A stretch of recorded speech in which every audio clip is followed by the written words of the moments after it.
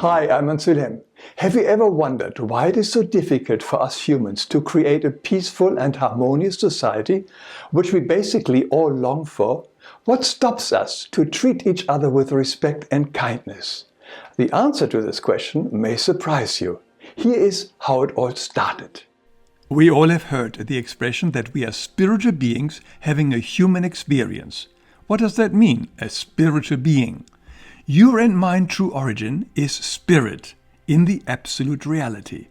Here we were the sons or daughters of the Father-Mother God, ethereal, immortal, perfect, radiant spiritual beings. The males and females, the two principles of life, the giving pole and the receiving pole, which are matched with each other. As beings, they are two and yet one. We call them plus and minus. But that doesn't mean that one is greater than the other. Both poles are having the same equal value. It is the polarity in the duality, the absolute completion of two beings in unity. They are the ethereal essence of the primordial law, which is love. This is your and mine original state of being, and also our true home, to which we will eventually return, without exceptions.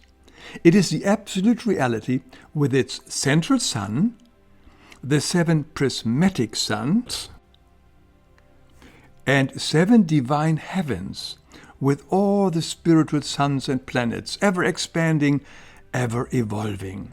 It is our true home of peace and harmony, created by the eternal spirit of love and eternally born in the now, which knows no past or future. It was created out of the 7 primordial powers of God, also called the 7 laws of God. They are order, will, wisdom, earnestness, patience, love, and mercy. They are the energy stream, also called light ether, consciousness, life stream, God spirit, or love. As you can see in my video, everything is energy and vibration. Naturally, many may wonder, why are we not there right now? And here is why. When creation was new and not fully settled, many of these spiritual beings left the absolute heaven because they thought they could create a better creation than God with their own kingdoms. That event is commonly called the fall of angels. Chances are that you and I were part of these rebellious angels. It is explained in greater details in my video, Lucifer's Rebellion. This fall resulted in the creation of the 7 temporary vibrational fall realms, which are outside of the absolute heaven and where the lowest realm includes the material universe with planet Earth. To create their own new kingdoms, the rebellious spirit beings borrowed the 4 creative primordial powers of God: order, will, wisdom, and earnestness. However, in their frenzy to create, they began to reverse these 4 primordial creative powers. They turned divine order into disorder or chaos, divine will into self-will, divine wisdom into intellectual striving, and earnestness into carelessness.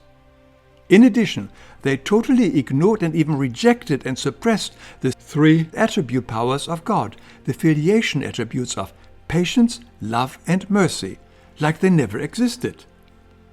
Why is this so important?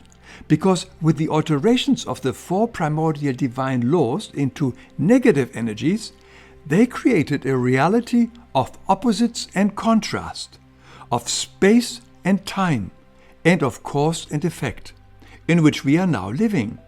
It is the temporal reality, also called Maya, the great illusion. Most importantly, it caused a drastic change to the lawful polarity and equality between the female and male principles. The harmonious giving and receiving between these opposing polarities was suddenly prevented, because the fall beings began to create their worlds and hierarchies increasingly with 2 identical poles by elevating the masculine principle. This had a major impact on everything because suddenly a woman was no longer respected and appreciated as an equal to the man. She became a secondary being.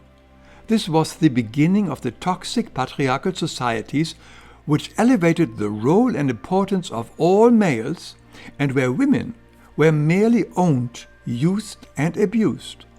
Powerful, destructive male hierarchies now began to run, rule and dominate all organizations, countries and systems until today.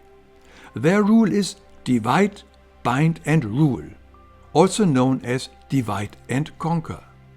This caused major fights among these groups. As the degeneration of the fall and their distance to the kingdom of God increased, they made their own gods out of their leaders. Each group had their own god, elected by the agitators and initiates, and who were worshipped and adored even until today.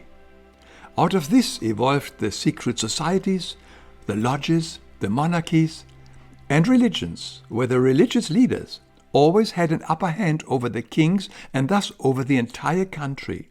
With paganry, tradition, and idolatry, they influenced the masses. Their leaders frequently managed to reincarnate into the same ruling families or dynasties over and over again, thus increasing their power and amassing their wealth and influence. Take any leading organized world religion and see that they are entirely male-controlled, and the role of a woman hardly exists. Their leaders may all talk about peace and love, but they have been traditionally the greatest warmongers with their holy wars or crusades that killed and destroyed millions over millions. In the Inquisition, they satisfied their lust for killing and torture of mostly women and young girls. Their merciless brutality and perversions would simply not have been possible if women were given equal worth and respect. But what about governments? As we have heard before, the religious leaders are often also the ones who control the monarchies or governments, where throughout history the decision makers were always males. Any wonder why countries invade other countries, why we have colonialism, slavery, or genocide? Even the celebrated American Constitution was written only by men and for men. And the military?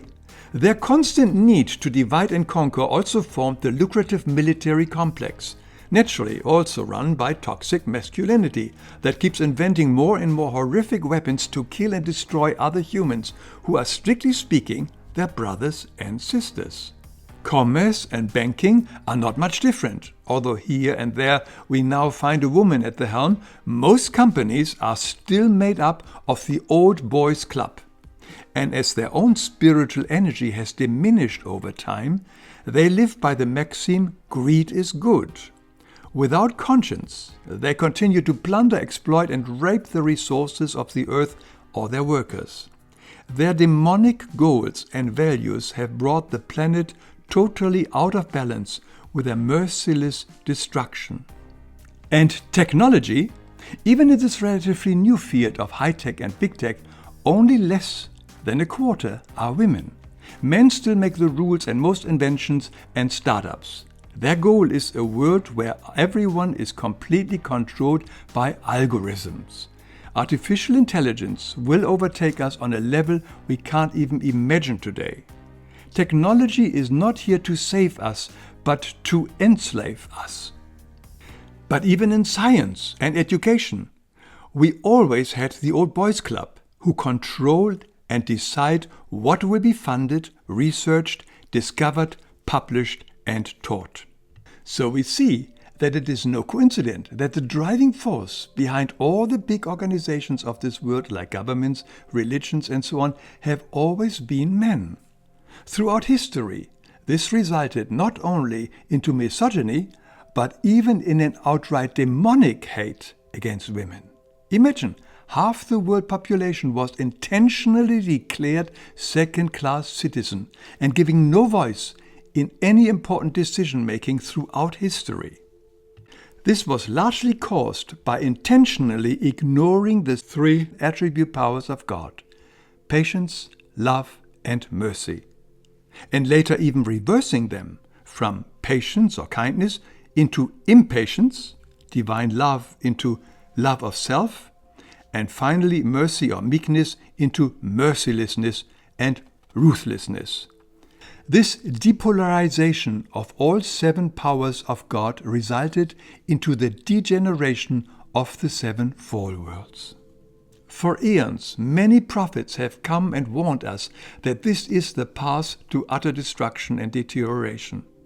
They have appealed particularly to the fallen sons of God to understand and accept the principle of unity, for example, the absolute equality of men and women, because the principle of equality lies in the 3 attributes of the kingdom of God: patience, love, and mercy.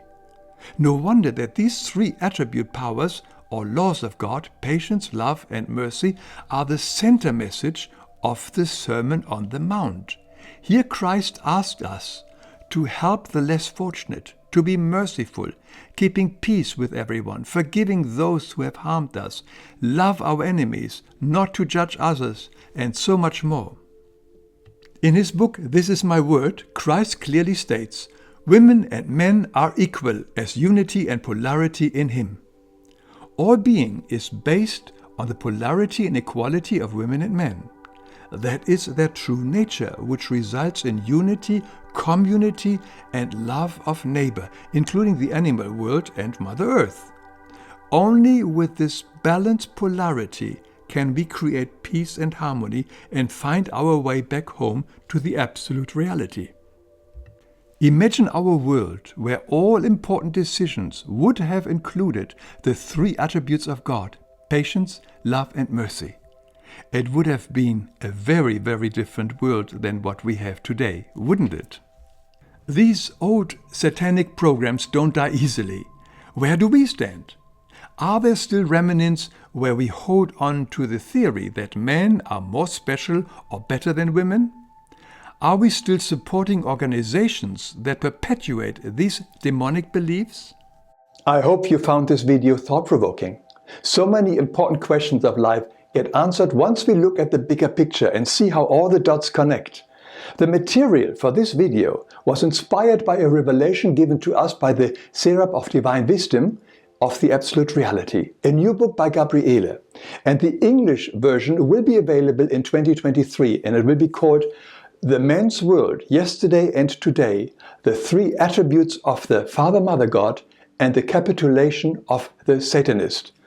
A link to the German book is beneath this video. Thank you for watching. I hope you subscribe, and I look forward to see you in my next video.